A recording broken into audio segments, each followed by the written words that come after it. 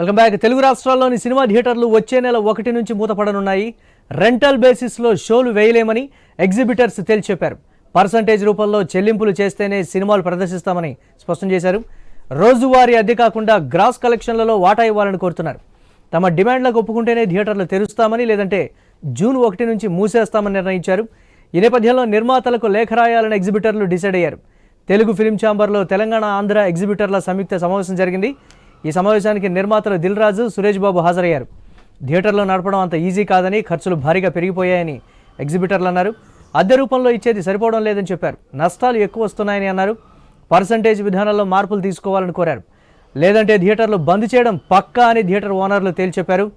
ఎగ్జిబిటర్ల నిర్ణయంతో వచ్చే నెల రిలీజ్ అయ్యే సినిమాలకు ఇబ్బందులు తప్పేలా లేవు. అటు జూన్లో పెద్ద బడ్జెట్ సినిమాలు రిలీజ్ చేసేందుకు మేకర్స్ రెడీ అయ్యారు.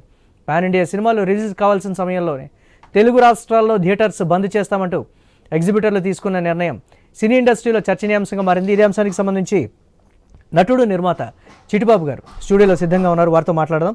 చిట్టిబాబు గారు నమస్తే. నమస్తే. ఏంటి పరిణామాలు అంటే సినిమా ఇండస్ట్రీకి సంబంధించి, సరే టికెట్ల ధరలు అంటారా, లేకపోతే ఇండస్ట్రీలో ఉన్నటువంటి అంతర్గత విషయాలు అంటారా, ఏదో ఒకటి ఎప్పుడు కూడా చర్చనీయాంశం అవుతున్నటువంటి పరిస్థితి. ఇప్పుడు థియేటర్ యజమానులు కూడా చేసినటువంటి పర్సంటేజ్ అంశం అనేది ఎంతవరకు వర్కౌట్ అవుతుంది? చాలా అవసరం అండి పర్సంటేజ్ అనేది. ఇవాళ ఎప్పటి నుంచో పోరాడుతున్నారు. ఎప్పటి నుంచో మన లాంటి వాళ్ళందరూ పర్సంటేజ్ మీద ఆడాలి, పర్సంటేజ్ మీద ఆడాలి, ఆడితేనే చిన్న సినిమాలకి, చిన్న వాళ్ళకి బాగుంటుంది. నేను ఎప్పటి నుంచి ఈ పర్సంటేజ్ మొన్న కూడా షారూఖ్ ఖాను, దీపిక పడుకొని అక్కడ మొన్న దీనిలో జరిగింది కదా ఢిల్లీలో, అప్పుడు కూడా వాళ్ళు చెప్పండి పర్సంటేజ్లో తనకే గత ఒక సినిమాలో 200 కోట్లు వచ్చినాయి నాకు పర్సంటేజ్లో, ఇంకో సినిమాలో 10 కోట్లు వచ్చినాయి. అది సక్సెస్ అవ్వలేదు, దాని మీద వచ్చి సక్సెస్. సో సక్సెస్ అండ్ ఫెయిల్యూర్ని షేర్ చేసుకుంటాం. నాకు మీరేమైనా సరే నాది నాకు ఇచ్చేయండి, మీరు పోతే పోండి అనే పద్ధతి వల్ల సినిమా బాగుపడదు సినిమా ఇండస్ట్రీ. అలా మన అందరం కూడా, ఈవెన్ స్టార్స్ ఆల్సో, పెద్ద పెద్ద అమౌంట్లు తీసుకున్న స్టార్స్, డైరెక్టర్లు కూడా పర్సంటేజ్లోకి ఇప్పటికే ప్రొడ్యూసర్లు చెప్పేది ఏంటంటే గ్రాసులు, కలెక్షన్లు, జిఎస్టీలు వీటి రూపంలో ఒక్కొక్క టికెట్కి మాకు ఎంత వస్తుంది అనేది కూడా నికరంగా చెప్తున్నటువంటి పరిస్థితి. నా కోణంలో చూడకూడదు అంటారా నిర్మాతల వైపు నుంచి?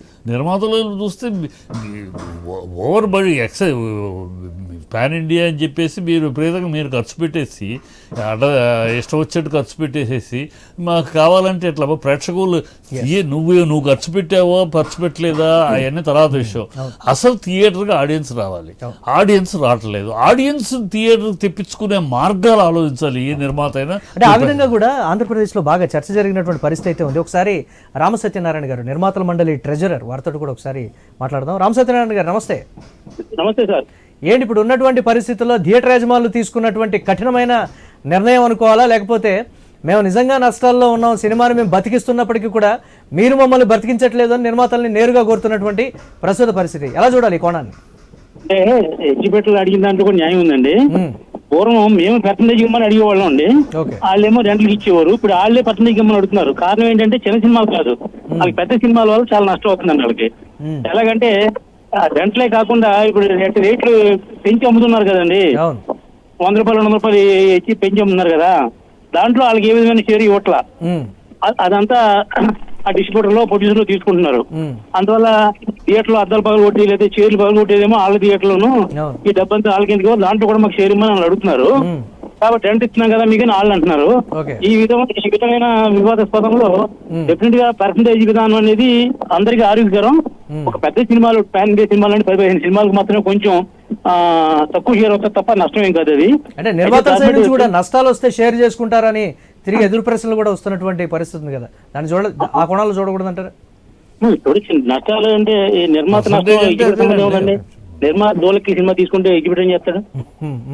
ఎగ్జిబిటర్కి సంబంధం లేదు ఆ విషయం. అయితే ఏంటంటే థియేటర్ ఇప్పుడు ఈవేళ చిన్న సినిమాగా పెద్ద సినిమా కూడా జనం రావట్లేదండి. పూర్వం చిన్న సినిమాకి వచ్చేవారు కదా థియేటర్కి, పెద్ద సినిమా కూడా రావట్లా. అంటే 2 కోట్లు 4 కోట్లు 6 కోట్లు పెట్టిన సినిమాలు కూడా అసలు ఒక్కరోజు కూడా రావట్లా. వీళ్ళు ఊరికే కలెక్షన్, దొంగ కలెక్షన్ చూపించుకుని అన్ని కోట్లు వచ్చింది, కోట్లు వచ్చింది అంటున్నారు తప్పండి, నిజంగా అయితే రావట్లేదు. కాబట్టి పర్సంటేజ్ విధానం అనేది ఆరోగ్యకరం. ముందు చిన్న సినిమాలు ఎక్కువ ఆరోగ్యకరం. మాకేంటంటే అట్లీస్ట్ 20 టికెట్లు 10 టికెట్లు మాకు అవుతుంది.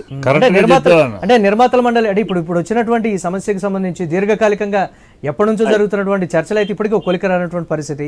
ఇప్పటికిప్పుడు కానీ ఒకవేళ థియేటర్ల యజమానులు కానీ ఒక కఠిన నిర్ణయం తీసుకుంటే రాబోయే నెలలో కూడా పెద్ద బడ్జెట్ పాన్ ఇండియా మూవీస్ కూడా రిలీజ్కి రెడీగా ఉన్నాయి.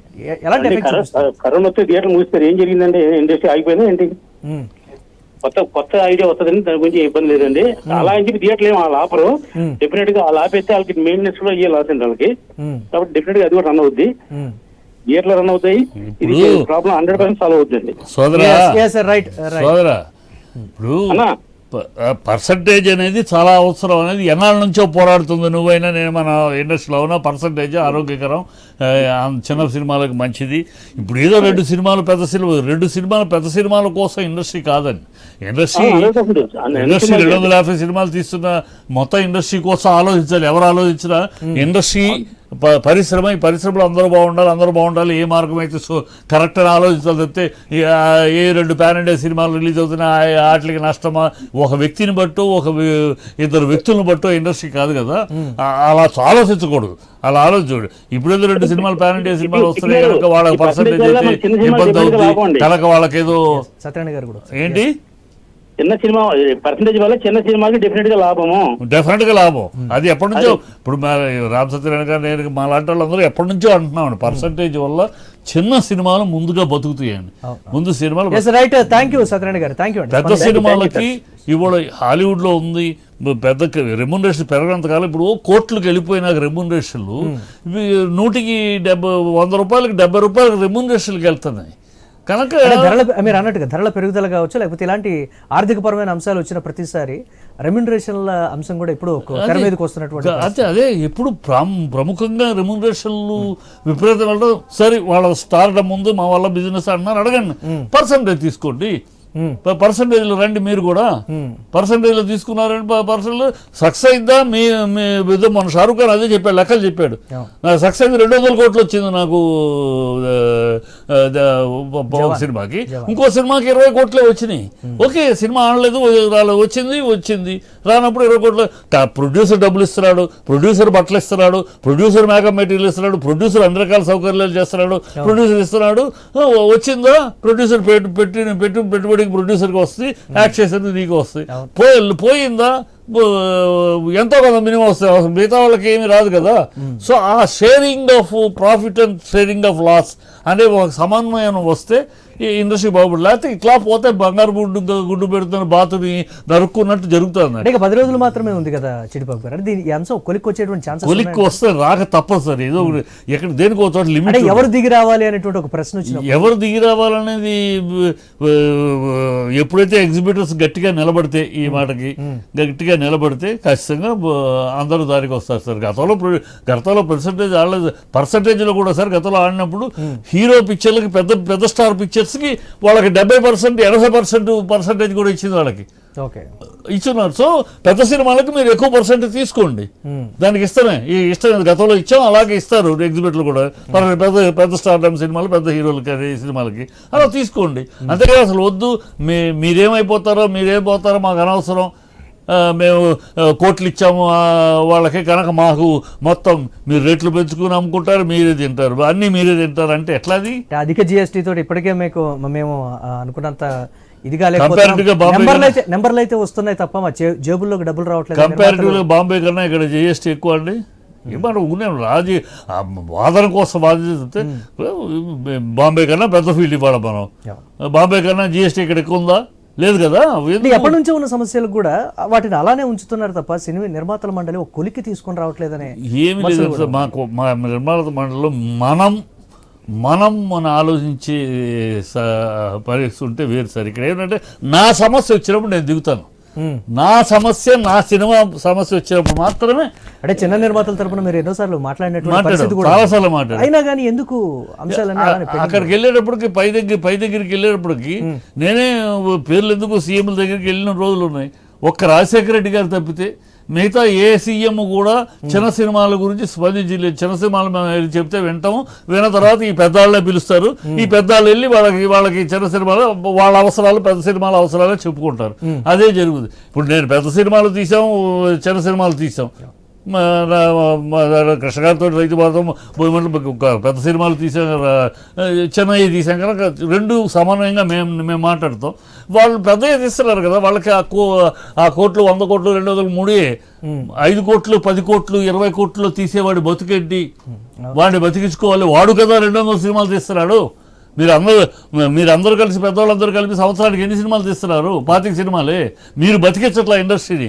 ఆ 200 సినిమాలు తీస్తారు, చిన్న సినిమాలు 3 కోట్లు 5 కోట్లు 10 కోట్లు 15 కోట్లతో తీస్తున్నారు. వాళ్ళు బతికిస్తున్నారు ఇండస్ట్రీ, వాళ్ళు ఫుడ్ పెడుతున్నారు ఇండస్ట్రీకి. సో వాళ్ళని బతికించుకోవాలి అనేది కావాలి కదా. ఆ కాంప్రహెన్సివ్ థింకింగ్ మిస్ అవటమే కారణం. ఎందుకు కారణం? పెద్ద తలకాయ లేదు.